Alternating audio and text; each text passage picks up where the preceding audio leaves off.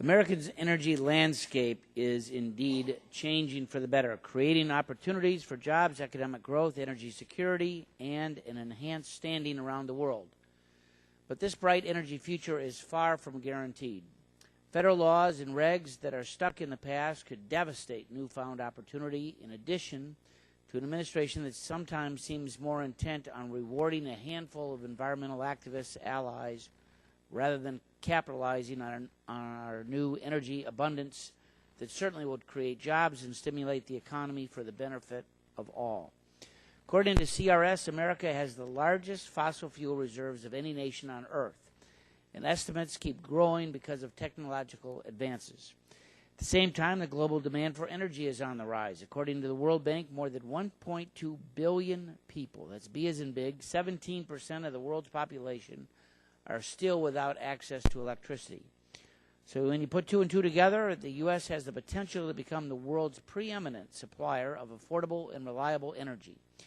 And with common sense planning and continued safe and responsible development, our country can indeed help to take the power back from OPEC and geopolitically unstable regions of the world and be a force of change to help bring nations out of poverty with our energy resources.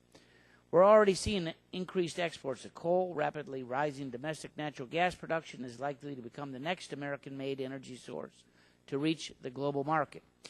And as a recent report conducted for the DOE concluded, America can export a portion of its natural gas abundance while, in fact, still maintaining affordable domestic supplies to continuing to power our manufacturing renaissance. All that's missing is the additional infrastructure to make expanded exports possible. And achieving our export potential would have the added benefit of creating thousands, tens of thousands of new jobs.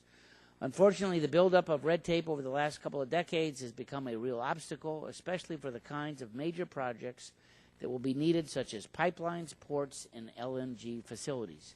The cumbersome federal approval process is out of step with where we are as an energy-producing nation today.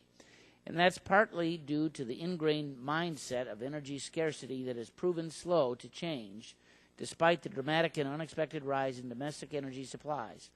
But it's also due to overlapping laws and regs that create multiple opportunities for delays and for litigation.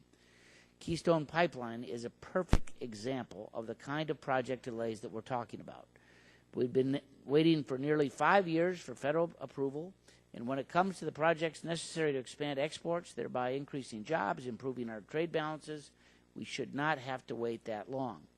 Just as we're putting jobs at risk by failing to approve Keystone, we may forego jobs and economic growth by not pursuing energy export projects in a timely fashion. The private sector has made rapid progress in unlocking our energy abundance. What the American people now need is a regulatory process that can keep up with the evolving energy landscape. And